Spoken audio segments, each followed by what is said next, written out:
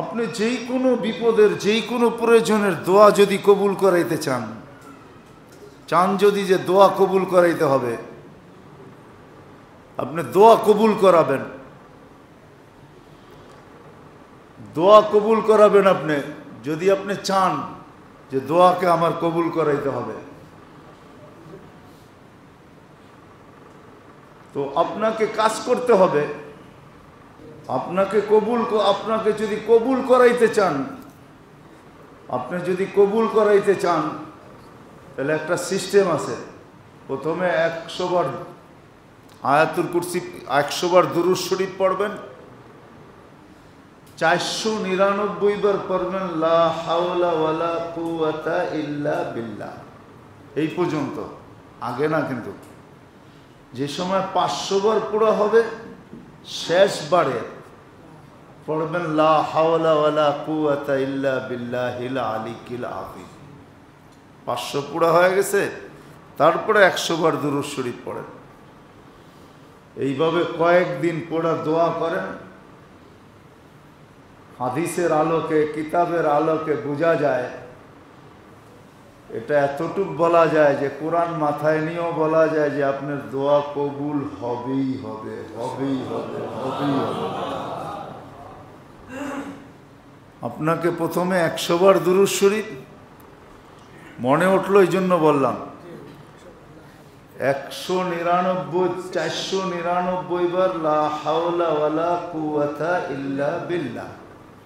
যে সময় 500 পুরো হবে, তখন পড়বেন পুরাটা লা হাওলা ওয়ালা কুওয়াতা ইল্লা বিল্লাহিল আলিয়্যিল আযীম। তারপরে 100 বার দুরূদ শরীফ পড়ে আপনি দোয়া করেন।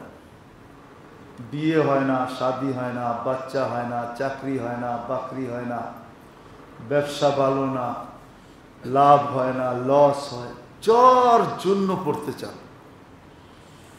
কিন্তু আমাদের একটা স্বভাবও বলি, আমাদের স্বভাব হইল একদিন করেই আমরা চাই যে হইল না, দূর আর পড়লাম না, ঠিক না? প্রথম দিনই কুতুব হয়ে যেতে চাই, যে মুস্তাজাবুদ দাওয়াত কি প্রথম দিনই, ঠিক না? আপনি আর আমি কি ভাবছি যে এই দোয়া করার আগে আপনি লাইনে কতদিন লাইনে ছিলেন, কতদিন বেলাইনে ছিলেন? এটা কি ভাবছি? কি বলেন? সালাতুল হাজত পড়েই মনে করে, অথচ আমি আপনাদেরকে একটা প্রশ্ন করব, আপনি যে পড়েই মনে করলেন হইল না, তো আপনি এখন যাবেন, তো যাবেন কোথায়? আর কোন জায়গা আছে যে ওইখানে যাবেন? তাহলে তো ওই কথা বলতেই হয়। লম্বা 80-82 বছর একাধারে হজ করার পরে প্রতিবারই শুনছে যে হজ কবুল হয় নাই। তো একদিন পিছের থেকে এক যুবকও শুনে ফেলছে, তো বলছে, চাচা বৃথা চেষ্টা কেন, শুনতেছি তো কবুল হয় না। হয় নাই? তুই আজকে শুনতেছিস, আমি তো যুগ জোর শুনতেছি, কিন্তু বল আমাকে, যাব তো যাব কোথায়? যাব তো এই দরবার ছেড়ে কোথায় যাব?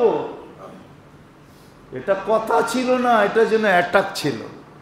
সত্যের সাথে আরো সে অ্যাটাক হয়েছে মনে হয়। উপর থেকে আওয়াজ আসছে, এই বৎসরটাও কবুল, পিছেরটাও কবুল, পিছেরটাও কবুল।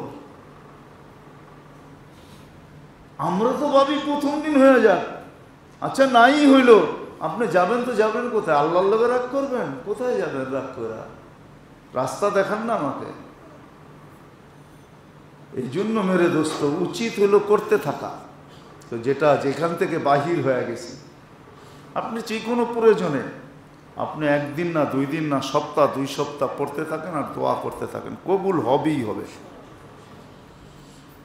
এটা কসম খায়ও বলা যায়, কোরআনে হাত রেখেও বলা যায়, কোরআনে মাথায় নিয়েও বলা যায়, যা কিছু করে বলা যায়, কবুল হবেই হবে।